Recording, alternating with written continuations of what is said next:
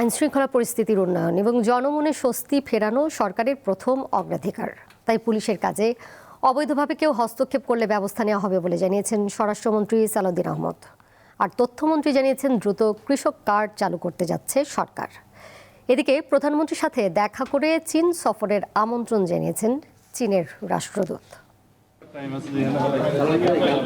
সোমবার সপ্তাহের দ্বিতীয় কার্যদিবসে সচিবালয়ে বেশ কয়েকটি গুরুত্বপূর্ণ বৈঠকে অংশ নেন প্রধানমন্ত্রী তারেক রহমান। সকালে তার সাথে সৌজন্য সাক্ষাৎ করেন চীনা রাষ্ট্রদূত ওয়াও ওয়েন। বৈঠক শেষে পররাষ্ট্র বিষয়ক উপদেষ্টা হুমায়ুন কবির জানান, বাংলাদেশের সাথে বন্ধুত্বপূর্ণ সম্পর্ককে আরও এগিয়ে নিতে চায় চীন।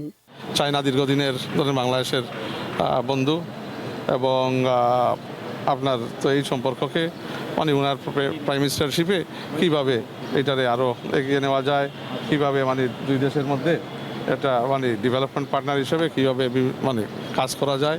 এদিকে স্বরাষ্ট্র মন্ত্রণালয়ের আওতাধীন সব অধিদপ্তর ও আইনশৃঙ্খলা রক্ষাকারী বাহিনীর প্রধানদের সাথে বৈঠক করেছেন স্বরাষ্ট্রমন্ত্রী সালাউদ্দিন আহমদ। প্রায় 3 ঘন্টার বৈঠক শেষে তিনি জানান, সরকারের প্রথম অগ্রাধিকার দেশের আইনশৃঙ্খলা পরিস্থিতির উন্নয়ন। বিগত সরকারের দেয়া আগ্নেয়াস্ত্রের লাইসেন্স পুনরায় যাচাই করা হবে বলে জানান তিনি।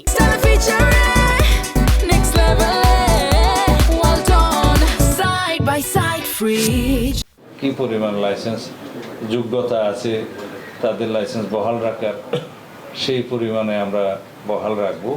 আর যেগুলো দেখা যাবে পরীক্ষা নিরীক্ষা করে যে তাদের লাইসেন্স দেওয়াটা ঠিক হয় নাই, যথাযথ প্রক্রিয়া অনুসরণ করে নাই, রাজনৈতিক উদ্দেশ্যে বা বিভিন্ন অপরাধমূলক কর্মকাণ্ড করার উদ্দেশ্যে হয়তো অন্যভাবে তারা লাইসেন্স পেয়েছে রাজনৈতিক বিবেচনায়, সেই বিবেচনা যারা পেয়েছে সেগুলো বাতিল করা হবে।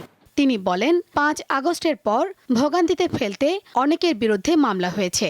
সর্বস্তরে যাতে আইনের শাসন প্রতিষ্ঠা হয় সেভাবে কাজ করবে সরকার। নিয়মের বাইরে পুলিশ কোনো প্রটোকল দেবে না বলে উল্লেখ করেন স্বরাষ্ট্রমন্ত্রী।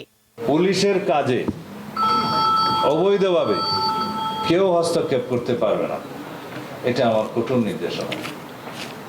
যদি কেউ করে অবৈধভাবে, সাথে সাথে ব্যবস্থা নেওয়া হবে।